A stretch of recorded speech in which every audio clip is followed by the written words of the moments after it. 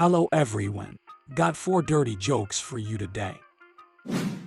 So one day, Michael's wife started feeling down about her appearance.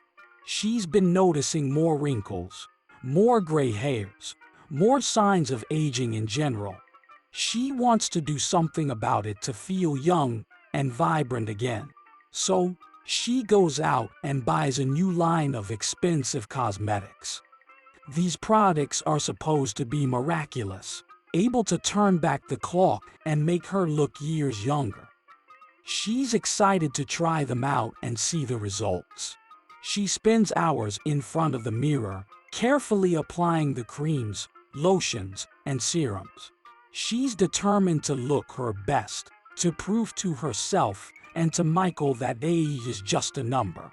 Finally, she's finished. She stands back and looks at herself in the mirror, smiling. "Well?" she asks Michael. "What do you think?" Michael looks her over, taking in her new look. He says, stroking his chin. "Let me see." He walks around her, examining her from every angle. She holds her breath, waiting for his verdict. "Judging from your skin," Michael begins, "I'd say you look about 20. Your hair is more like 18, so shiny and healthy. And your figure, well, I'd put you at around 15. You look amazing, honey." His wife's face lights up with joy. "Oh, Michael, you flatter." She's about to thank him properly when he interrupts her.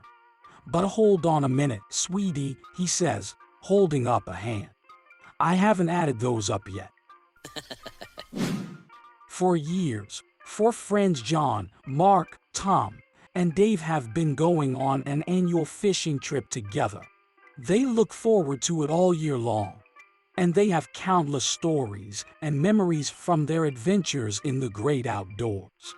One year, just a few days before their departure date, John's wife drops a bombshell on him. She tells him he can't go on the trip this year. John is devastated. He loves spending time with his buddies, and he doesn't want to miss out on their annual tradition. Mark, Tom, and Dave are also upset when they hear the news. They try to convince John's wife to change her mind, but she's firm in her decision.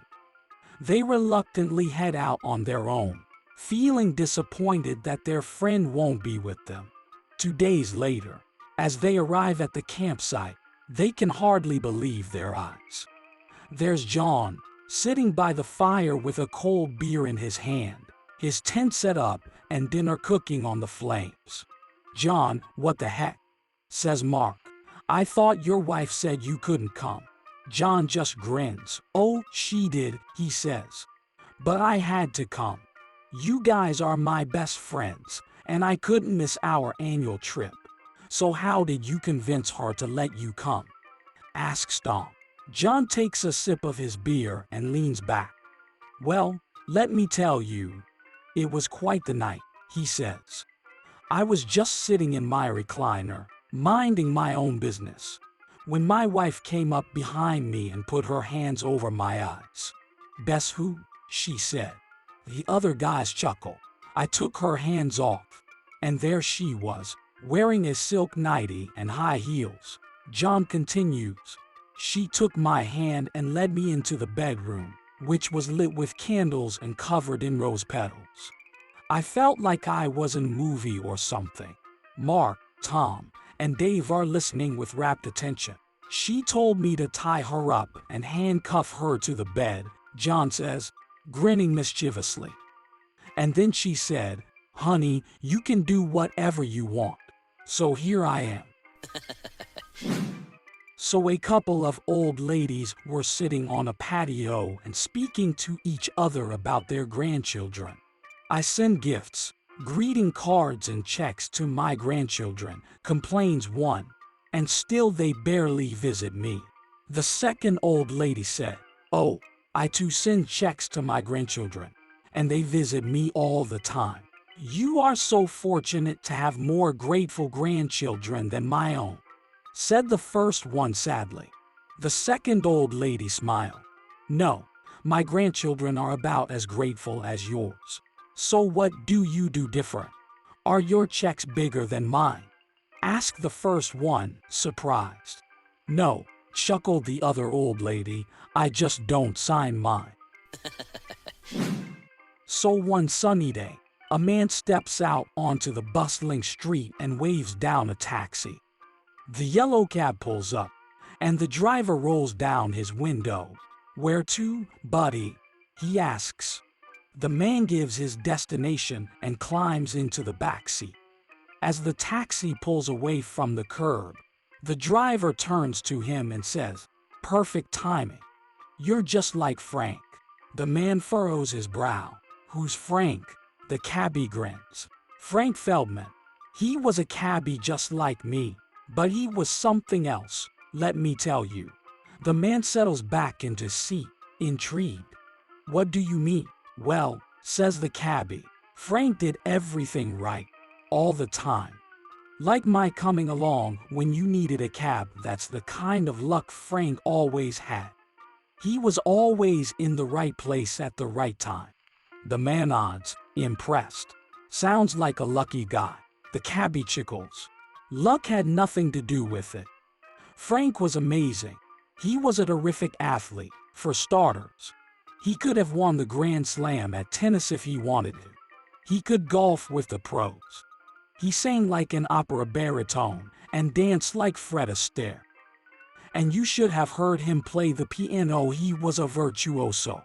The man raises his eyebrows. "Really? Oh, there's more," says the cabbie.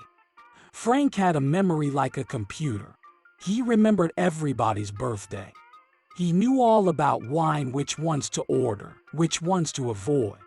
And he could fix anything. Not like me, I change a fuse and the whole street blacks out.